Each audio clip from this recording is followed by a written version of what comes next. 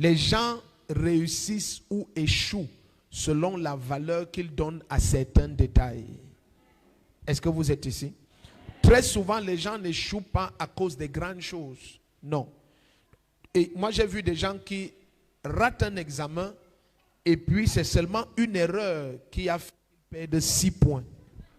Une simple erreur. Donc, parfois, il faut avoir la grâce de prêter attention aux petits détails. Amen. Les petits détails. Et très souvent, ce qui est révélateur de la qualité d'une personne, ce sont les détails. Amen. Donc, soyez attentifs. Je prie que l'Esprit de Dieu illumine vos cœurs, que vous soyez très attentifs. Amen. Alors, la Bible dit, les hommes d'Éphraïm se groupèrent, partirent pour le nord et dit à Jephthé, pourquoi es-tu passé pour aller combattre les Ammonites sans nous avoir appelés à marcher avec toi? Nous voulons incendier ta maison et te brûler avec elle. Jephthé leur répondit, j'ai été en grand conflit, moi et mon peuple, avec les Ammonites, et quand je vous ai convoqué, vous n'avez pas, oh my God, ma version dit, vous ne m'avez pas sauvé de leurs mains. Voyant que tu ne venais point me sauver, j'ai pris ma vie entre mes mains, j'ai marché contre les Ammonites, l'Éternel les a livrés entre mes mains. Pourquoi donc aujourd'hui montez-vous contre moi? Écris le thème de mon message, j'ai pris ma vie entre mes mains. Tu vois très souvent, ça c'est une bonne histoire parce que ces gens qui veulent venir brûler sa maison lui disent que pourquoi tu ne nous as pas appelés lorsque tu avais la guerre, lorsque tu avais les problèmes? Mais Jephthé leur dit que j'ai envoyé vous appeler.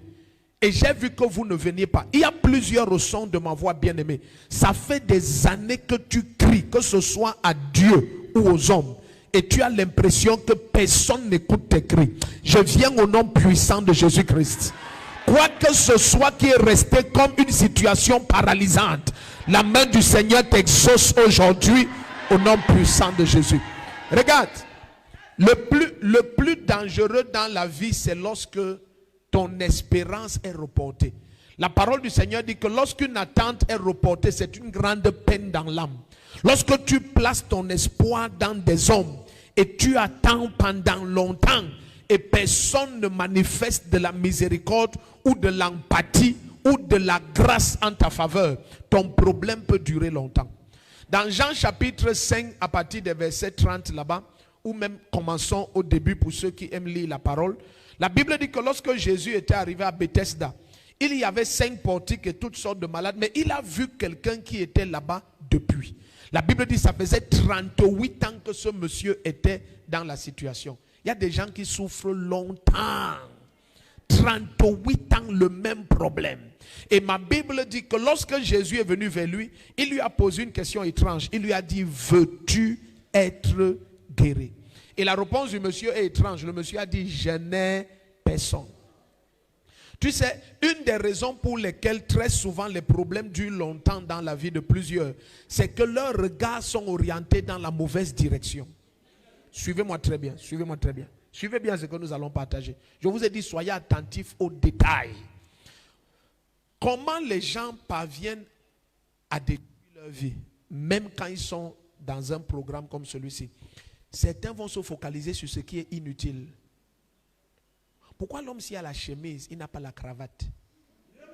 Regarde comment tu te focalises sur les choses inutiles. Pourquoi il est brun? Est-ce que vous comprenez un peu? Oui, pourquoi on l'appelle prophète? Regarde les bêtises. Focalise-toi sur ce que je veux te dire. Je suis envoyé par Jésus de Yaoundé. Je veux te dire quelque chose. Ne te focalise pas sur les bêtises. Vous savez, suivez-moi, asseyez-vous. Ce sont les mêmes gens qui souffrent dans la vie. Les gens qui donnent de l'emphase et de l'importance à ce qui est inutile et méprisent ce qui est utile. Est-ce qu'on est ensemble ici? Donc, bien aimé, lorsque tu vas aller loin dans la vie, focalise-toi sur ce qui va changer ta vie. Le reste, ce n'est pas important. Oh, ton amen n'était pas en place, ça ne me plaît pas. Donc, suis-moi très bien, suis-moi très bien. Donc ne focalise pas sur les choses inutiles. Non, vraiment, pourquoi avant de prêcher, il a d'abord appelé sa femme? Parce que c'est ma femme. Parce que c'est ma femme. Ce n'est pas ta femme, c'est ma femme. Assieds-toi. Non, je veux te guérir parce qu'il y a trop de malades au Cameroun. Et c'est pour ça qu'on est derrière. Parce qu'on aime se focaliser sur l'inutile. Et on reste là. On reste là.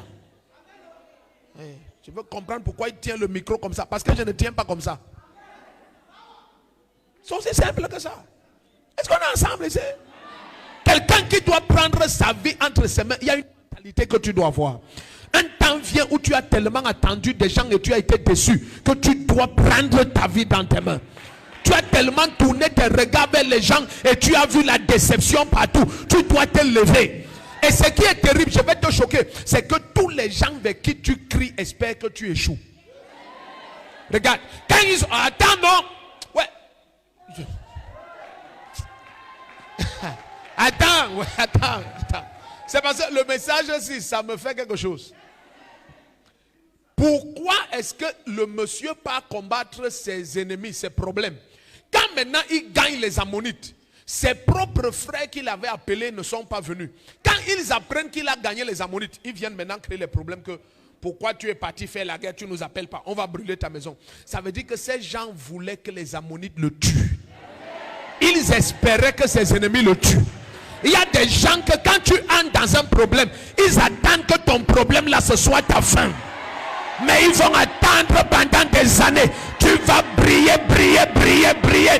C'est pour ça que le Seigneur m'envoie à Bafia. Il y a quelqu'un qui a assez pleuré. Le temps est venu que la main du Seigneur te lève, te restaure. Si ton amen était comme le tonnerre, c'est à toi que je parle.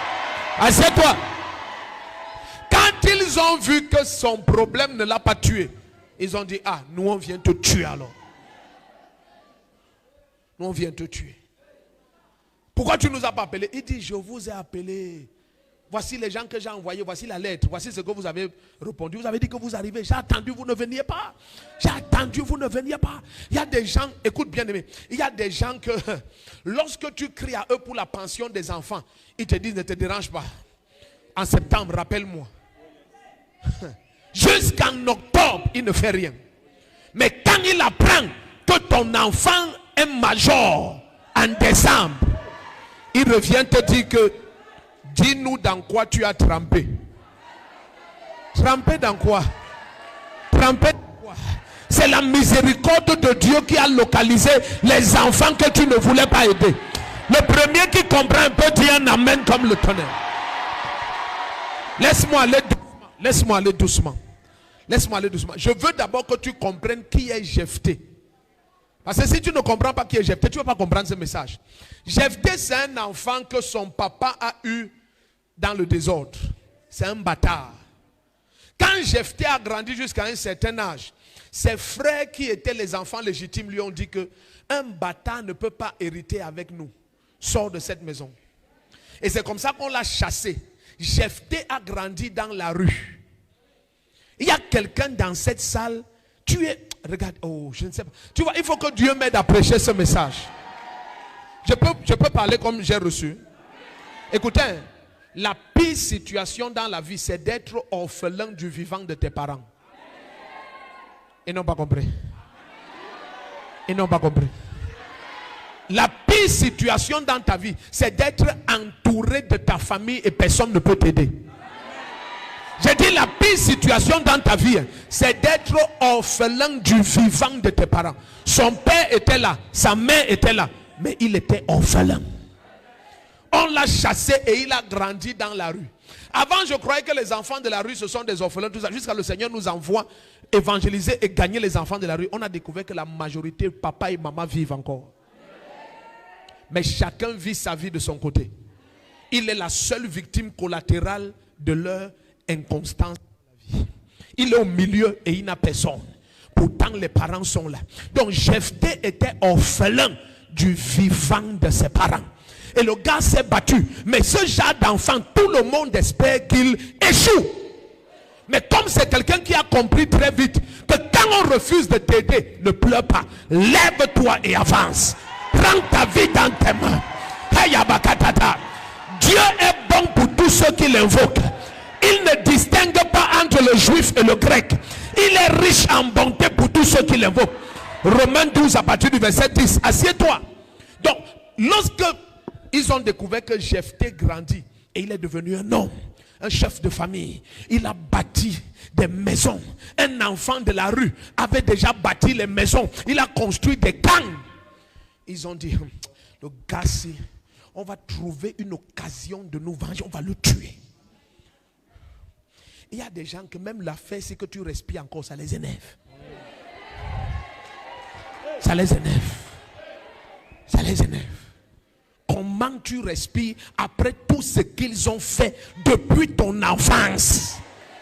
Comment tu as refusé de mourir? Écoute bien aimé, il n'y a plus d'espérance pour un chien vivant que pour un lion mort. Tant que tu respires dans cette salle, c'est la preuve que Dieu n'a pas fini avec toi. Amen. Il y a une gloire supérieure qui vient sur ta vie. Amen. Oh, le premier qui comprend dit un amen comme le tonnerre. Amen. Attends, assieds-toi. Assieds-toi. Il y a des gens, quand ils écoutent la première mauvaise nouvelle de ta vie, ils espèrent que ton problème aille de mal en pire.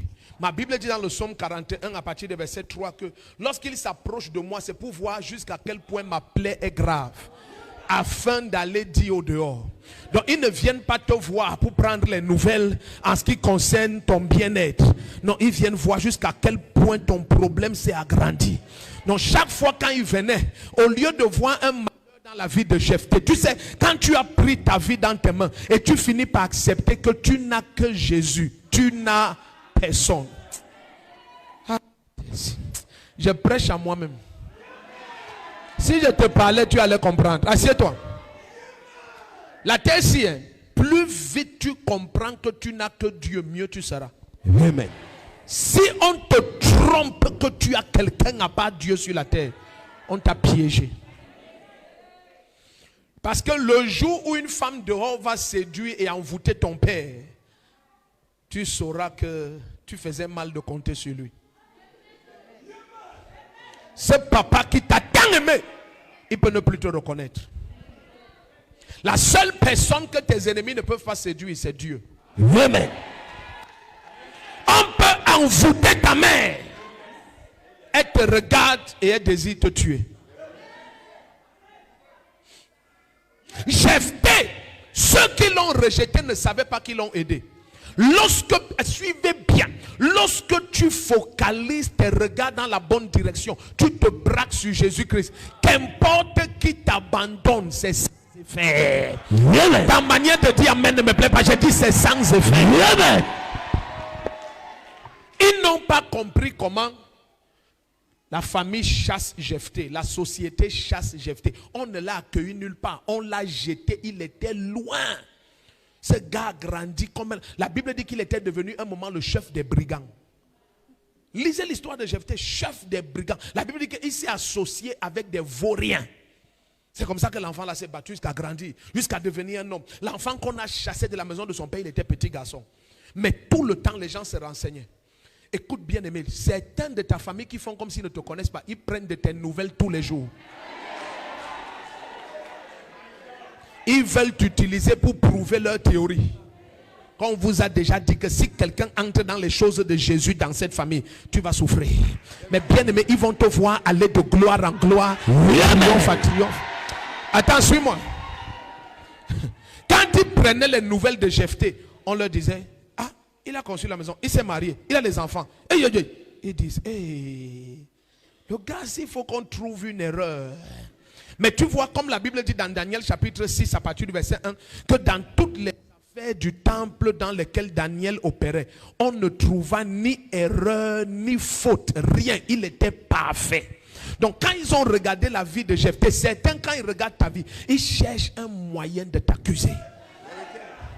Ils marchent espérant trouver quelque chose qui va mobiliser leur haine et faire un gang-up contre toi. Ils cherchent un moyen de dire quelque chose. Mais tu vois, quand ils ont découvert que pendant des années, ils n'avaient rien à dire, maintenant leur excuse est devenue que comment les Ammonites, les étrangers, entrent ici en Israël, te font la guerre, tu ne nous impliques pas. cherchons la loi de Moïse. Ou est-ce que c'est un péché de combattre seul ses ennemis? Si j'ai mes problèmes et vous refusez de m'aider, donc je ne dois pas me lever, les gens ne sont pas ici. Donc, vous êtes tellement désespérés que je meurs, au point où vous espériez que ce problème me tue. Ce qui les énervait, ce n'était pas le fait qu'il ne les a pas appelés. C'est le fait que malgré les ammonites, les sorciers ammonites qui ont attaqué sa vie, ils n'ont pas pu le tuer. Amen. Non, attends, regarde la condamnation qu'il y a sur quelqu'un. Non, toi-même écoute si ça a un sens. On vient te dire que comme tu as eu les problèmes et tu ne m'as pas appelé pour t'aider, je viens brûler ta maison. Le verset, s'il y a un sens. Asseyez-vous, vous allez voir la méchanceté de l'homme. Asseyez-vous. On ne vient pas brûler la maison de Jephthé parce qu'il a tué quelqu'un.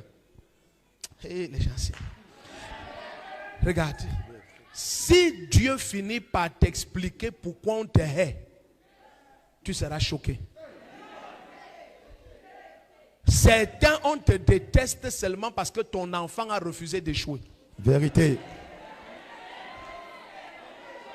Certains, on te hait seulement parce que tu as tollé une maison. Vérité. Ce qu'on avait décrété sur toi, tu as détruit ça. Parce que ce que ces gens avaient placé sur Jephthé, c'est que cet enfant sera rien. Il sera un fainéant. Mais Jephthé maintenant a les maisons. Amen. Il a contredit toutes leurs paroles. Amen. Il y a des gens qui te haïssent, tu ne sais pas pourquoi. C'est parce que ta vie contredit leurs prédictions. Amen. Yes. Yes. J'ai dit, la seule raison pour laquelle ils te haïssent, c'est parce que ta vie contredit toutes leurs prédictions. Amen. Tu es le contraire de leurs prophéties. Hey. Tu es le contraire de leurs attentes. Hey. Mais je suis envoyé prophétiser dans la vie des premières personnes qui vont dire Amen. Amen. Toutes les attentes de tes ennemis sur ta vie, Amen. Ça n'aboutira jamais au nom de Jésus-Christ. Amen. Assieds-toi. Amen. Non, toi-même, regarde pourquoi on veut brûler la maison de quelqu'un. On dit, on veut brûler ta maison parce que tu as eu les problèmes, tu ne nous as pas appelés. Et qui est? Ce sont mes problèmes. Et j'ai décidé de ne pas vous appeler. Le problème, c'est quoi? Quelqu'un dit, on a tué ta fille parce que on a appris que quand elle était malade et on l'a hospitalisée, tu es parti, tu as payé son traitement seul sans nous appeler. C'est ma fille. C'est ma fille. Et en plus, Jephthé leur dit que je vous ai appelé. Je vous ai appelé, voici les preuves. Voilà vos téléphones, voilà mes appels. Voilà mes appels. Voilà mes appels. Je vous ai appelé. Et vous m'avez dit que vous arrivez, vous n'êtes jamais venu. Et il dit, quand j'ai vu que vous ne veniez pas, j'ai pris ma vie entre mes mains. Amen. Il y a quelqu'un ici, cesse de t'attendre aux gens. Prends ta vie entre tes mains. Amen. Assieds-toi. Je suis en train de dire beaucoup de choses en quelques secondes. Donc, il faut que tu sois attentif. Je dis, lorsque les attentes des méchants contre ta vie ne s'accomplissent pas, tout d'un coup, des gens deviennent tes ennemis sans raison. Vérité. Vous ne vous êtes, suivez bien, vous ne vous êtes jamais rencontrés. Vérité. Vous n'avez jamais causé ensemble. Amen. Vous ne vous connaissez même pas. Amen. Mais tu écoutes tout ce qu'ils disent contre toi. Tu dis, on ne sait, je parle même de ma propre vie. Il y a des gens, quand ils mal parlent de moi, tu croirais qu'on se connaît. On ne se connaît même pas. Vérité. On ne s'est même jamais vu. Vérité. Je vais vous choquer, c'est tellement grave que un jour dans un taxi, un pasteur mal parlait de moi. À l'époque, on n'avait pas de chaîne de télé. Il mal parlait de moi, ma maman était dans le taxi. Donc il ne me connaissait même pas. Il mal parle. Après, ma maman sort un flyer. Elle dit, c'est du prophète si que vous parlez. Il dit oui. J'étais là, c'est un sataniste. On était ensemble, on était à tel endroit. J'étais ma papa. Il est comme ça, il a fait. Ma maman dit que vous dites que vous étiez chez lui en Simeon. Elle dit oui, nous étions là-bas, papa. Elle dit Simeon, c'est ma maman, je suis sa mère. Écoute, ma maman dit, elle n'a jamais vu quelqu'un qui a honte comme ça. Il voulait disparaître. Yes. Il voulait disparaître. Écoutez, bien aimé, le cœur de l'homme, c'est le plus grand danger qu'il y a dans la création. Amen. Voilà pourquoi l'apôtre Paul dit, à la fin des temps, il y aura des moments difficiles. Il ne dit pas à cause des démons, il dit à cause du cœur de l'homme. Vérité. Le cœur de l'homme. Jérémie dit au chapitre 17 à partir du verset 9 que le cœur de l'homme est tortueux par-dessus tout. Qui peut le connaître? Qui peut le connaître? Quand quelqu'un rit avec toi, ça ne veut pas dire que son cœur rit. Amen. des gens qui rient seulement parce que depuis qu'ils essayent de te poignarder de loin, ça échoue. Ils se rapprochent maintenant pour mieux poignarder. Quiconque est entré dans ta vie, Yes. et cherche à te toucher, Yes. au nom de Jésus, je l'expose et je le frappe. Amen. Assieds-toi, quelque chose se passe. Amen. Quelque chose se passe. Trop, c'est trop. Amen. Suis-moi, bien-aimé. Lorsque certains te haïssent, la raison de la haine, c'est parce que toute leur prophétie contre toi, rien ne s'est accompli. Amen. C'est le contraire qui s'est accompli. Amen. Maintenant, je te dis, hein, toutes les prophéties des méchants contre ta vie, c'est toujours le contraire qui va se passer. Amen. Tu vas t'élever, briller davantage, briller davantage. Le premier qui se lève et dit Amen, c'est à toi que je parle. Amen. Tu vas briller, briller, briller, briller. Amen. Assieds-toi. Ils attendent que ton foyer échoue. Tu auras le foyer le plus amoureux de la terre. Amen. Ils attendent que tes enfants échouent. Tes enfants vont aller plus loin que tous ceux de ta famille. Paternelle et maternelle. Ils attendent que tes affaires échouent. Tu ne vas jamais cesser de multiplier tes affaires. Amen. Oh, quiconque attend que tu tombes, tu vas briller, t'élever davantage, davantage. Le premier qui dit un amen terrible comme le tonnerre. Amen. Assieds-toi. Yes. Écoute ce qu'on vient de lire, ça n'a aucun sens. Nous voulons te tuer parce que tu as gagné tes ennemis sans nous appeler. Et il dit, je vous ai appelé. Et les preuves sont là. Si je vous ai donc appelé, les preuves sont là. Et même si je ne vous avais donc pas appelé, j'ai gagné mes ennemis. Est-ce que vous allez brûler ma maison parce que ça veut dire que la maison de ce gars, c'est quelque chose qui les tourmente. Il y a des gens qui, quand ils se couchent, ils rêvent que tu es pauvre. Mais quand ils se réveillent, tu ne fais que t'enrichir davantage. C'est ça qui les ronge. Amen. Non, les gens ne sont pas ici. Attends, je vais vous expliquer quelque chose. Ceux qui sont rentrés avec le manteau de Joseph, ils savent, on leur a dit qu'il y a des Maghrébins, il y a des gens du désert qui sont passés ici et ils ont pris Joseph, on leur a vendu Joseph. Ils sont partis avec des Bédouins, sont partis avec lui. Ils savent. Mais regarde, comme leur rêve a toujours été de salir le manteau de Joseph, ils prennent les animaux, ils tuent, ils versent le sang sur le manteau et ils rentrent avec. Ils disent à leur père Jacob que sent un peu l'odeur du sang qu'on a vu sur le manteau de Joseph. Est-ce que ce n'est pas le sang de ton fils? Les animaux l'ont mangé. C'est leur attente. C'est leur rêve. Mais la personne qu'ils ont annoncé que sa vie est finie, la personne est assise sur le trône. Ouais, je viens parler à quelqu'un. Et il y a quelqu'un dans cette salle. Amen. On annonce partout que ton histoire est finie. Hey, avant qu'on achève ce programme, tu es sur le trône. Amen. Le premier qui dit un amen comme le tonnerre, ça se passe. Amen. Ça se passe. Ça se passe. Assieds-toi. Tu n'as pas déjà vu les gens, il est en forme à Yaoundé, mais à c'est quoi? Banognonia. Banagnonia. Il y a un village comme ça, non? Oui, quelque chose comme ça. On a déjà annoncé là-bas qu'il est mort. Et lui, il est en forme à Yaoundé. Mais les gens sont fatigués d'attendre qu'il meure. Jusqu'à maintenant, pour eux, leur rêve devient les réalités. Donc, ils annoncent partout. Il est mort, il est mort. Jusqu'à dans sa famille, au village, les gens pleurent déjà. C'est celui qui l'appelle, il décroche. Il dit, comment ça va? Il dit, un mort parle. Il dit, ok, quel mort? Quel mort? Je suis plus en forme que vous tous. C'est des gens qui sont fatigués d'attendre qu'il meure. Tu vois, tous tes ennemis vont mourir et ne vont jamais voir leurs attentes s'accomplir sur ta vie. Amen. Laisse-moi aller quelque part là où Dieu m'a envoyé maintenant.